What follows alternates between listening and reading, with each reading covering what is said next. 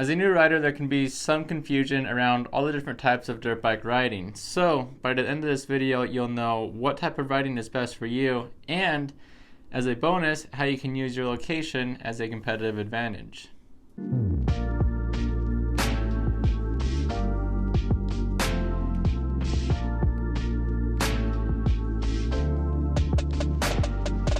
Welcome to the first ride. Of course, it was built to get you from just thinking about getting a dirt bike all the way to your very first ride, and it's 100% free here on YouTube.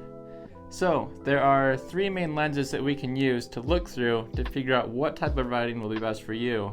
But before we get into that, let's first go over the four main types of dirt bike riding.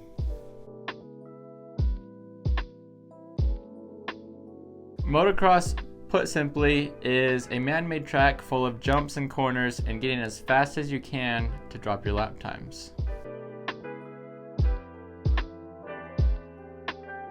Freestyle is like acrobatics on a dirt bike. You take your feet off the pegs, your hands off the bars. Why not throw a backflip in the mix? It's pretty crazy.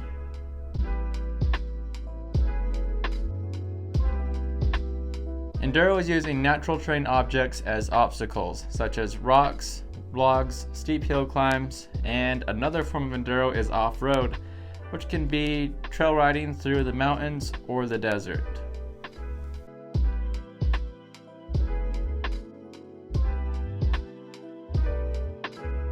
And freeride is a conglomeration of the past three riding types just mentioned. You go out into the hills, hit natural terrain jumps, natural tracks, and so forth. Those are the four main types of dirt bike riding. Now you might be thinking, oh, that's cool, but why does it matter? Can't I just do them all? The answer to that question is yes, you can do them all. But knowing what type of riding you'll be doing the most can help you get a bike that'll fit that type of riding the best. So here's how we can find the best type of dirt bike riding for you using three lenses to look through.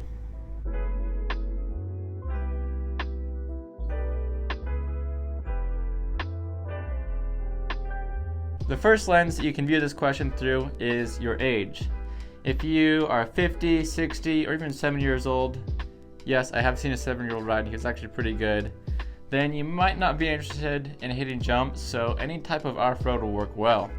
And if you are 10, 20, 30, or 40, it doesn't matter, just do whatever you want.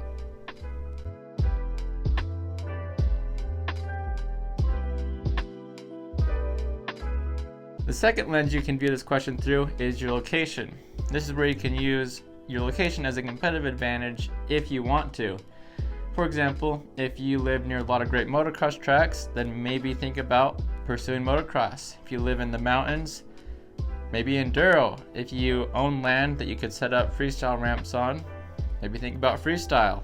If you're wondering how you can use your location as a competitive advantage, here's an example of this. The closest motocross track near where I live is 3 hours away, so pursuing professional motocross might not be the best for me because I don't want to drive 6 hours a day just to practice. However, I do live in one of the best freeriding areas in the world, so pursuing freeriding is in my favor.